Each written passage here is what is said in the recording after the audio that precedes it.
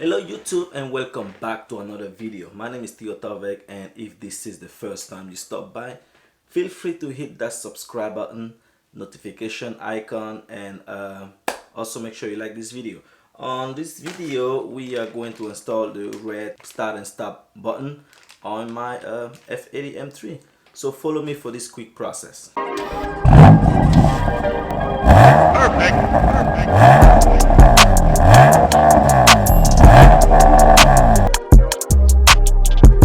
So here's the start and stop button. As you can see, it's a little glossy, and it will fit directly onto the start and stop area, replacing the black factory button. The reason I chose this one is because I do have a red interior, and I think that the red will definitely match with the red on the seat. Now I would have preferred the blue, but since I have the red interior, I wanted to go with something that will match the car. And I know that a lot of people have the red, but yeah, I guess I will fall into that same category. So let's go downstairs, down right now on the garage, and install this really quick. It's fairly simple. All you will need is a trim tool kit set, and I will put a link below where you can purchase both this start and stop button and the trim tool kit. Alright, so we are in the car, and to do this job we are going to use a pick tool. As you can see, I have two pick tools right here, and the idea here is that we want to use one pick tool to remove and the other one to secure while we go around and continue to remove. So let's go ahead and do that right now. So we simply take a pick tool and squeeze it in there. Almost came out. Okay, let me do it so you guys can see. Maybe let me try this side instead. So while it is coming out like that, I will use the second pick tool to kind of like work the way around the edge. Use this side instead. It's coming off, and there you have it.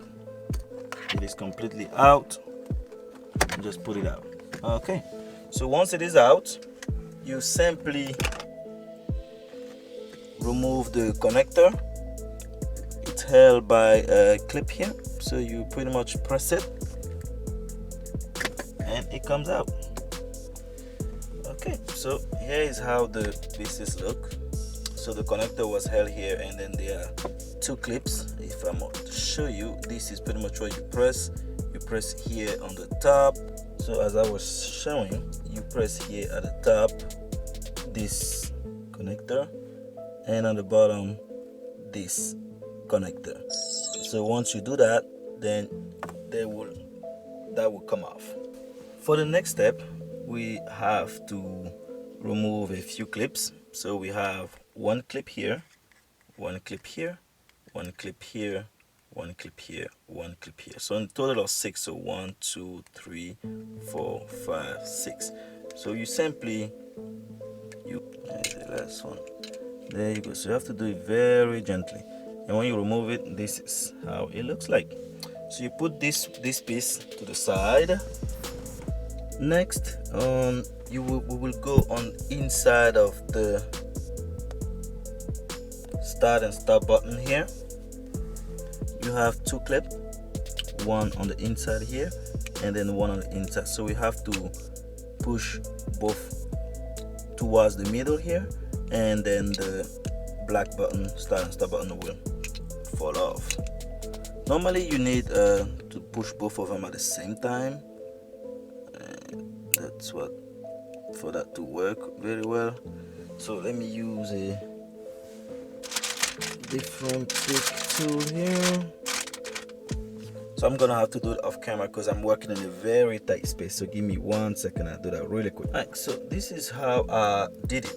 I went in there and I found these small screwdrivers. These are very small screwdriver. So the idea is just you push this one in and you push that one in all at the same time, and then after that you just simply push the button and it will fall right out. So I had it flat on the table, and I simply just push in, and it fell right out. And this is how the stock one look like. Let's go ahead and add the second one, the new red one, and see how it looks.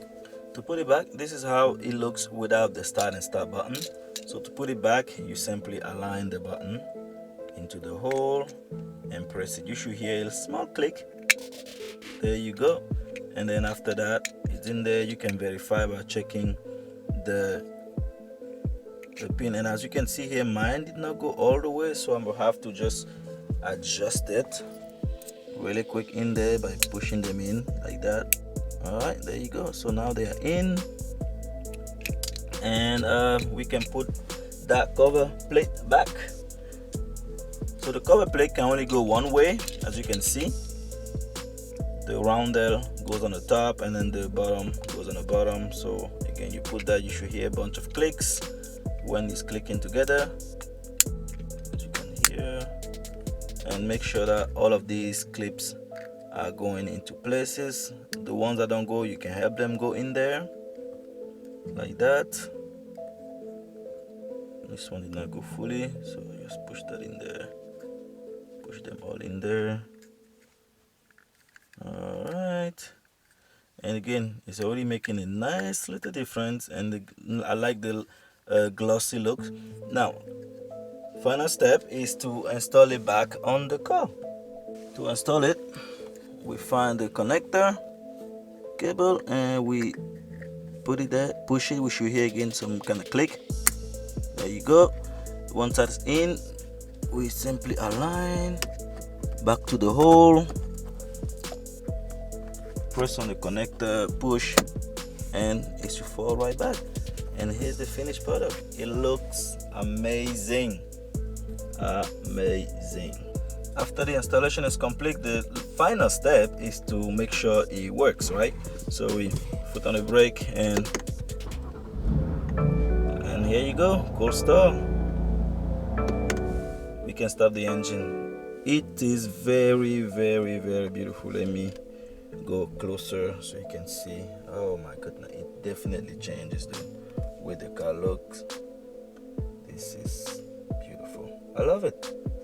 So again, that was a quick DIY, as I mentioned. So thank you for watching.